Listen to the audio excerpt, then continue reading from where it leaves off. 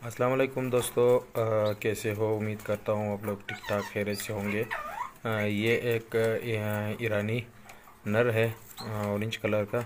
और ये इसकी फ्रिल बैक जो है इसकी मादा है। ये तकरीबन इस सीज़न के तकरीबन मेरे पास इसकी ये पांचवी या छठी ब्रीड है।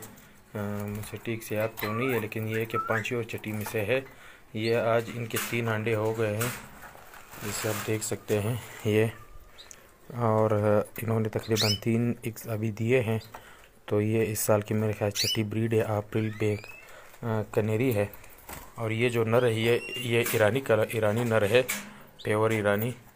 बहुत ही खूबसूरत कलर है, इसको देख सकते हैं।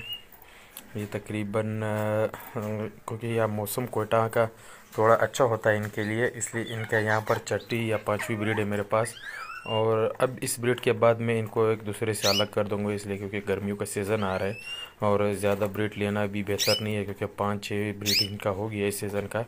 और इंशाल्लाह इसकी लास्ट ब्रीड होगी मेरे पास। उसके बाद मैं इनको 2 से 3 महीने के लिए अलग कर दूंगा। उसकी बड़ी वजह यह है क्योंकि गर्मी है और गर्मियों में इनके एग्स भी ख़राब होते हैं।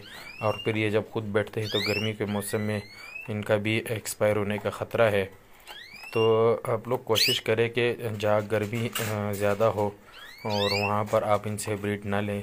कोशिश करें जैसे अभी कराची और इस तरह के जहाँ के मौसम बहुत गर्म होते हैं वहाँ पर इनके ब्रीड आप उनसे कोशिश करें। सर्दियों के मौसम इनसे ज़्यादा से ज़्यादा ब्रीड लेने की कोशिश करें, और ताकि ये सेहतमंद रहे। बहुत ही खूबसूरत कलर है दोनों के। और अभी इनको देख सकते हैं, ये 3 इन्होंने दिए हुए हैं अभी।